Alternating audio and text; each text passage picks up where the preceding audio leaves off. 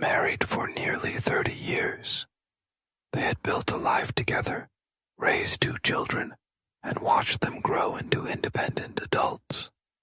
Their youngest, Emily, had just left for college, leaving their home quieter than it had ever been. The first few days after Emily's departure were filled with the usual busyness, helping her settle in, unpacking, and making sure she had everything she needed. But once they returned home, an unsettling silence filled the house.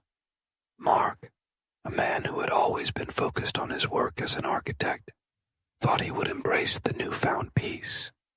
He had spent years juggling projects and deadlines, often too caught up in his career to notice the little changes at home. Linda, on the other hand, had dedicated most of her time to raising the kids, making sure they had everything they needed, while also managing a part-time job as a librarian.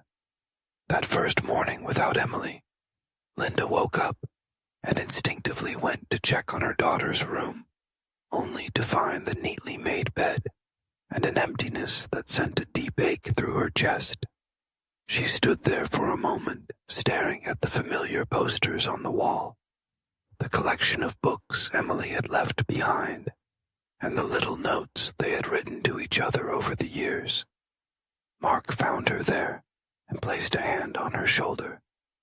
"She'll be back before you know it," he said with a small smile. Linda sighed. "I know. It just feels different." Mark didn't respond right away. He wasn't sure what to say. He had expected Linda to miss the kids, but he hadn't realized how much their absence would affect her. As days turned into weeks, the weight of their empty nest settled more heavily on Linda.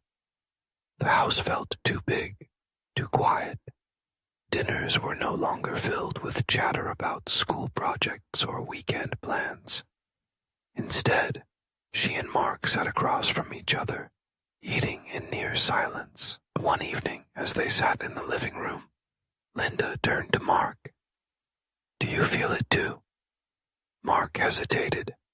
He had been trying to ignore it, thinking that staying busy would keep him from feeling the emptiness. But the truth was, he did feel it. The quiet, the space between them that seemed to have grown over the years. "I guess I do," he admitted. Linda looked down at her hands. "I feel like I don't know what to do with myself. For so long, my life has been about the kids. Now that they're gone, I feel lost." Mark sighed, setting his glass of wine on the table. "Maybe it's time we focus on us again." Linda looked at him, her expression unreadable. "Us?" Mark nodded. "When was the last time we did something just for the 2 of us? No kids, no responsibilities, just us." Linda thought about it. The answer didn't come easily. "I don't know," she admitted. That weekend, Mark surprised Linda with a weekend getaway to the mountains. He had found a cozy cabin just a few hours away, a place they had talked about visiting years ago but never got around to. At first, Linda was hesitant. She wasn't sure she was in the mood for a romantic getaway, but something about Mark's effort made her agree. As they drove up the winding roads, the familiar comfort of being alone together started to settle in. The radio played softly, and Mark hummed along, something he hadn't done in years. When they arrived, the crisp autumn air and the sight of golden leaves surrounding the cabin made Linda smile. For the first time in weeks, she felt lighter. That evening, they sat by the fireplace, sipping coffee and reminiscing about their early years of marriage, the road trips, the late-night talks, the way they used to laugh over the simplest things. "I miss this," Linda said softly. Mark reached for her hand. "Me too." As the weekend passed, they rediscovered what had been missing. Not just the excitement of being together, but the friendship that had always been the foundation of their marriage. By the time they returned home, the house didn't feel as empty anymore. Instead of seeing it as a place filled with what was missing, Linda started to see it as a space for new possibilities. She signed up for an art class, something she had always wanted to do but never had time for. Mark, inspired by their trip, decided to work fewer hours and spend more time at home. They started taking evening walks, cooking together, and planning new adventures for just the two of them. The empty nest wasn't the end of their story. It was the beginning of a new chapter. And for the first time in a long time, they were excited to see where it would take them as Mark and Linda adjusted to life without their children. Old resentments that had been buried under the busyness of parenting began to surface. Linda sometimes felt that Mark had always prioritized his work over their family, and Mark, in turn, felt unappreciated for the sacrifices he had made. One evening, after a particularly quiet dinner, Linda finally voiced her feelings. "I spent years making sure the kids had everything they needed, making sure we were okay, and now I don't even know who I am without them," she admitted. Mark frowned, feeling defensive. "I worked hard so we could have this life, so they could have opportunities. But in doing so, you missed so much, Mark," Linda said, her voice softer now. I just wonder if you see me, really see me."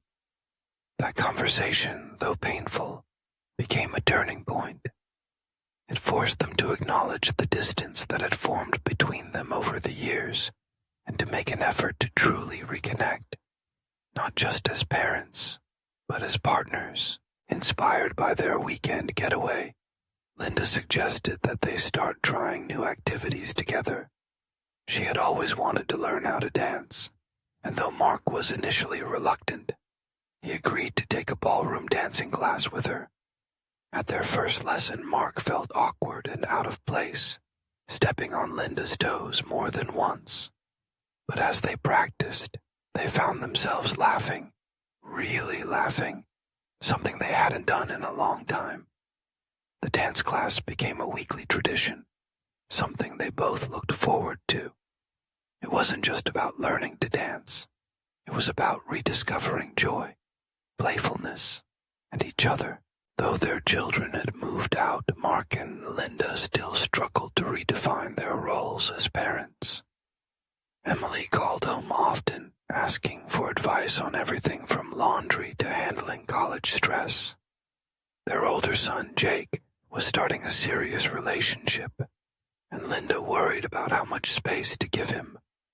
One day, Emily called in tears after struggling with a difficult class.